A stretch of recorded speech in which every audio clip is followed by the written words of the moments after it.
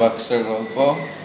আচ্ছা, এইখানে ক্যান্ডি 5.5 বছর কাজ করেছিলেন এবং তার এইখানে এই কফি শপের প্রতি অনেক ভালোবাসা আছে এবং সে এই কফি শপ প্রচন্ড মিস করে। আচ্ছা আচ্ছা, এই কফি শপের এইখানে একটা দরজা আছে এবং এই পাশে একটা দরজা আছে। এইখানে একটা দরজা আর ওইখানে একটা দরজা আছে। আচ্ছা, এবং এই কফি শপের এই পাশে অনেকগুলো তাক আছে এবং তাকে কি আছে আমি জানি না। আচ্ছা, এবং এটা ভিতরে কি জানি, ড্রাইভওয়ে। হ্যাঁ, আচ্ছা অফিস। হ্যাঁ, এই ভিতরে অফিস আছে স্টারবাকসের। আচ্ছা, এবং ক্যান্ডি এই কফি শপের একদম প্রথম থেকে তিনি কাজ করেছেন এইখানে, এবং এইখানেও একটা দরজা আছে। আচ্ছা, এইদিকে অফিস থেকে যায়। আর এইগুলা কি? অনেক বড় বস্তা। আচ্ছা, এবং এইখানে কফি ভর্তি বস্তা থাকে এবং কফি বানাতে যা যা লাগে সব থাকে।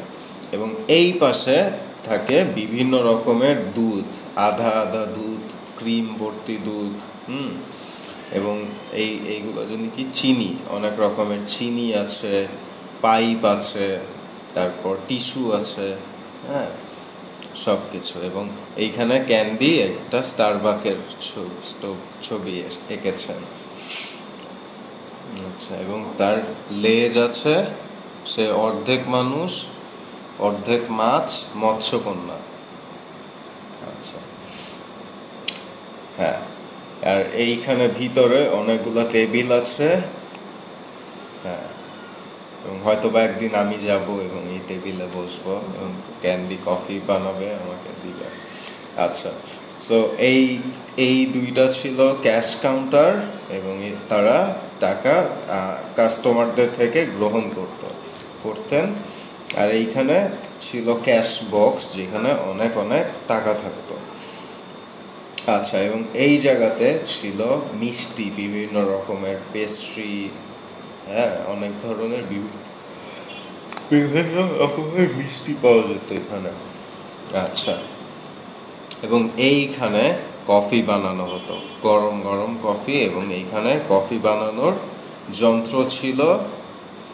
আচ্ছা, এবং মনে হয় এই যে এটা কি?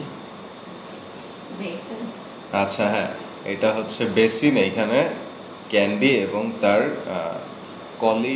কলিগরা তারা হাত ধুতেন। আচ্ছা, এটা মনে হয় ক্যান্ডি। আচ্ছা, তারপর পিছনে এইখানে ঠান্ডা কফি বানানো হতো।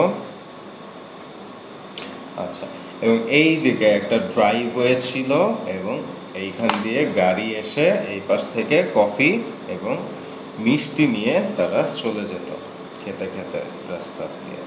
আচ্ছা, আর আমি কিছু স্কিপ করলাম? আচ্ছা, ওকে, সমাপ্ত।